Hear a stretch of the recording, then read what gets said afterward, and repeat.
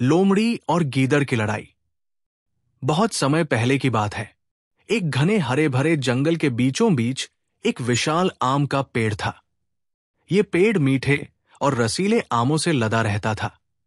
जंगल के जानवरों के लिए ये पेड़ किसी खजाने से कम नहीं था। खासकर लोमड़ी और गीदड़ को आम बेहद पसंद थे।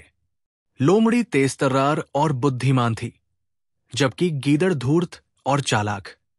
दोनों के बीच हमेशा होड़ लगी रहती थी कि कौन ज्यादा आम खा सके। आम पर कब्जे की शुरुआत। एक दिन की बात है, जब गर्मियों की धूप में आम पूरी तरह से पक चुके थे। उनकी मीठी खुशबू पूरे जंगल में फैल रही थी। गीदड़ की नजर उस पेड़ पर पड़ गई और उसके मुंह में पानी आ गया। उसने सोचा, अगर मैं जल्दी से सारे आम गिरा लूं तो लोमड़ी के पास कुछ नहीं बचेगा। गीदड़ ने तुरंत पेड़ पर चढ़कर आम गिराने शुरू कर दिए।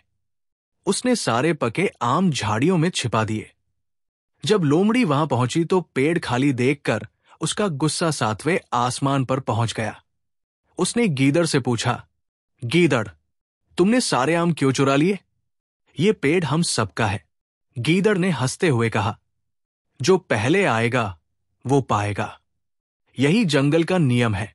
लोमड़ी ने तंज कसते हुए कहा, लेकिन ये नियम नहीं कि तुम अकेले सारे आम छीन लो। इसका हल तो अब मुकाबले से ही निकलेगा। जंगल का बड़ा मुकाबला। दोनों ने फैसला किया कि अगले दिन एक बड़ा मुकाबला होगा। जो मुकाबला जीतेगा वो आमों का मालिक बनेगा।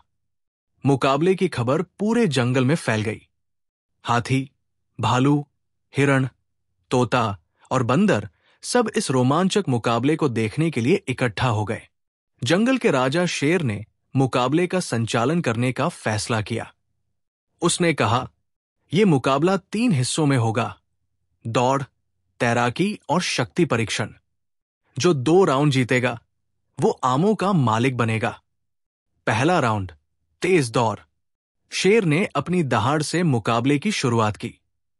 पहला राउंड दौड़ का था। गीदड़ को अपनी तेज चाल पर बड़ा घमंड था। उसने सोचा कि लोमड़ी उसे कभी नहीं हरा पाएगी।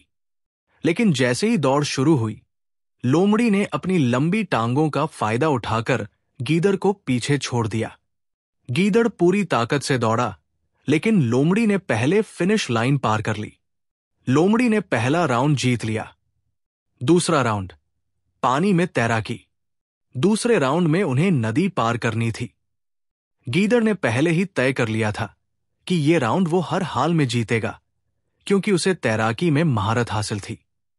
जैसे ही शेर ने संकेत दिया, गीदड़ पानी में कूद गया और बिना रुके नदी पार कर ली। लोमड़ी ने पूरी कोशिश की, लेकिन वो गीदड़ से पीछे रह गई। गीदड़ ने दूसरा राउंड जीत लिया।